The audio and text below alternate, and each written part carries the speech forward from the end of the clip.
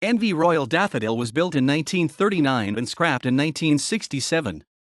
In the late 1950s and early to mid-1960s she was used for no-passport trips to France, which enabled people to drink outside normal licensing hours as these did not apply at sea. Royal Daffodil was launched in 1939, the third ship to carry that name.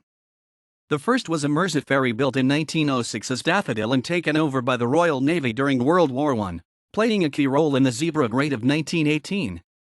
She was subsequently granted the royal prefix by King George V for her war service.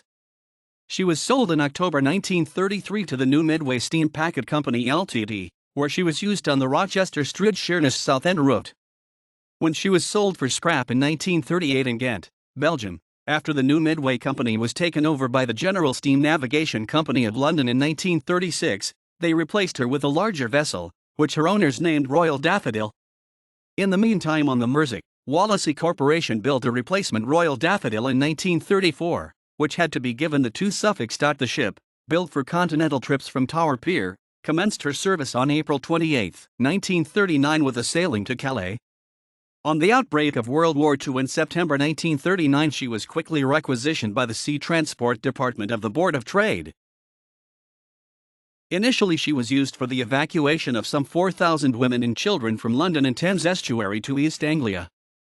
From September 15, 1939, Royal Daffodil was used to carry troops of the British Expeditionary Force, BEF, from Southampton to Cherbourg, continuing on this duty until October that year. On May 21, 1940, Royal Daffodil was placed on standby to take part in evacuating the BEF if it became necessary.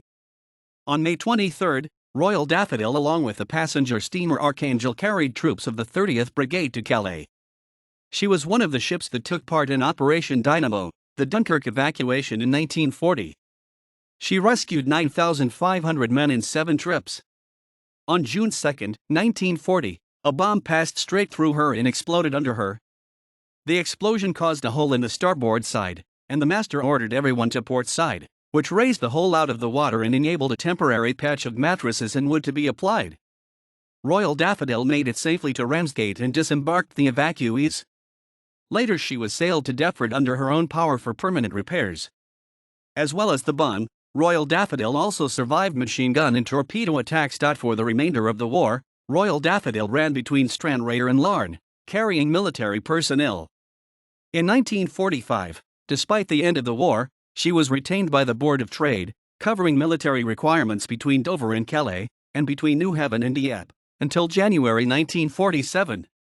During her wartime service she was estimated to have carried almost 2,444,000 service personnel and covered some 170,000 nm, 310,000 kilometers, 200,000 miles.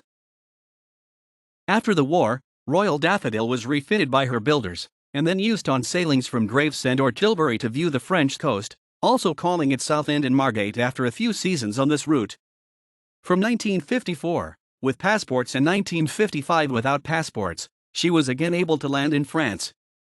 Paul Lincoln, who managed the Tui's Coffee Bar, used the Daffodil between 1957 and 1963 for live rock and skiffle musical entertainment, with performers such as Gene Vincent in 1962 and Jerry Lee Lewis in 1963. In the summer of 1960, the licensed grocers, W. H. Cullen, hired the ship to take its staff downriver to Margate as an anniversary celebration. Unfortunately, the musical excursions proved to be unprofitable, and in 1966 Royal Daffodil made her last crossing. She was sold for scrapping in Ghent, making her last journey to the breakers along the Turnavon Canal under her own power in 1967. This event was shown on BBC TV. Royal Daffodil had the UK official number 167210 and used the code letters GSGL,